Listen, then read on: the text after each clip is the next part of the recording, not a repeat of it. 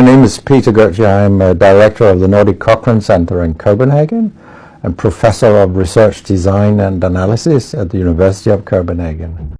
2 years ago, I found out that our prescription drugs are the third leading cause of death after heart disease and cancer.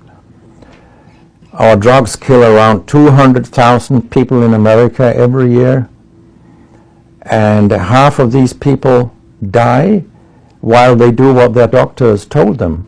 So they die because of the side effects. The other half die because of errors. And it's often the doctors that make the errors, because any drug may come with 20, 30 or 40 warnings, contraindications, precautions and so on. No doctor in the world knows about all this. So they give patients drugs that they should not have given them, that interact dangerously with other drugs or food items or so on.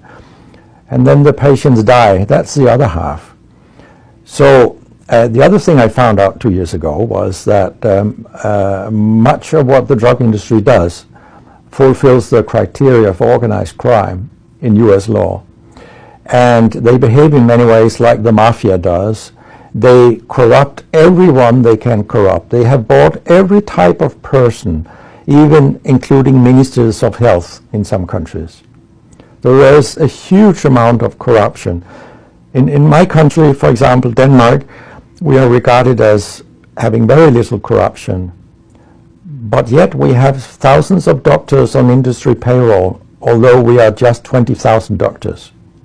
So this is an effective kind of corruption. The drug industry buys the professors first, then chiefs of department, then other chief physicians and so on. They don't buy junior doctors. So when several thousands are on industry payroll, it's really, really bad. And that's why I wrote my book, Deadly Medicines and Organized Crime, How Big Pharma Has Corrupted Healthcare. I hope to convince patients not to take so many drugs, because so many die from the drugs they take.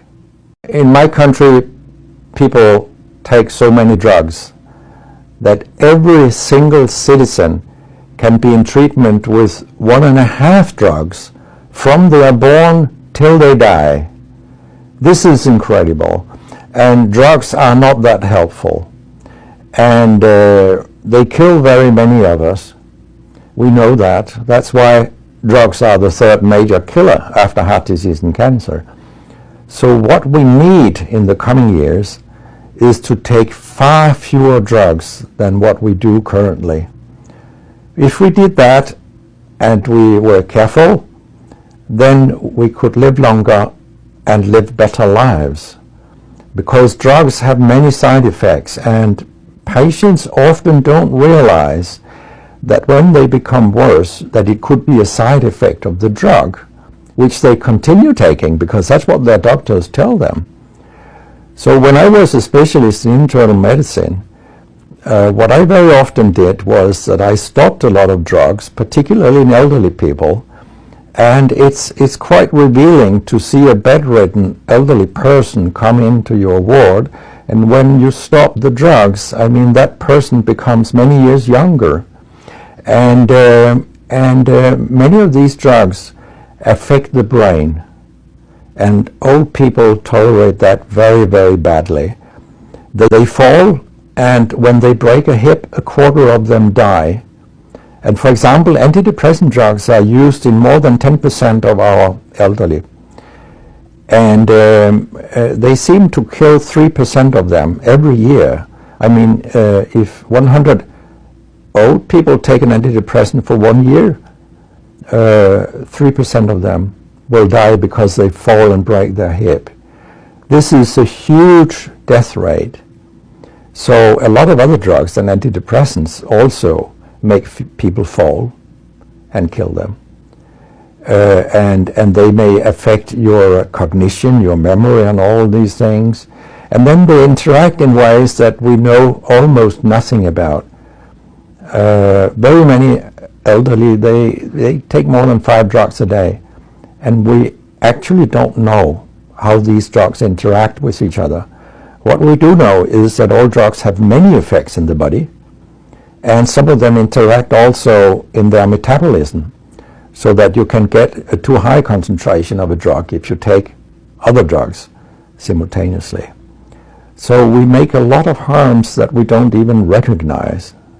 I have a pretty colorful collection of things people have called me during all these years. And sometimes journalists have asked me, why do you always look up controversy? And my reply is, I don't. Controversy looks me up. Because it's not popular to tell the truth in healthcare. You will get a lot of enemies. Because a lot of people make money on false premises. Doctors and industry alike. And our drug regulators and our politicians, they are on board on this wagon. So very few people are independent of money in healthcare. And of course I have attacked a lot of holy cows during my career, and people have screamed loudly. In a French journal I was called a statistical masturbist because I showed with statistics that mammography screening didn't work and things like that. And I was even accused of scientific misconduct by the Association of the Danish Pharmaceutical Industry, which was completely ludicrous. It was harassment from beginning to end.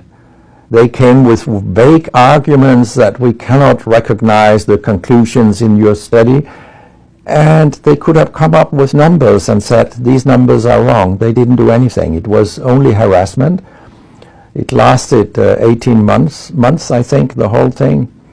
And then when we were acquitted, I made sure that this nasty behavior was described in the British Medical Journal. So after that, they haven't come so much after me, the Danish drug industry. And when my book about organized crime came out, they just lied about it, as they always do.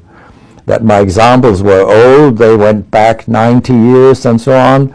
But, you know, where I demonstrate that what the 10 biggest companies do is organized crime, these examples, they were from within the last 10 to 15 years. That's not old examples. And the crimes have increased because when crime pays, you will have more crime. That's how capitalism works. I am Prescribe John, right here to make you realize. Thank you for watching and stay tuned in this channel. Meet you in the next video.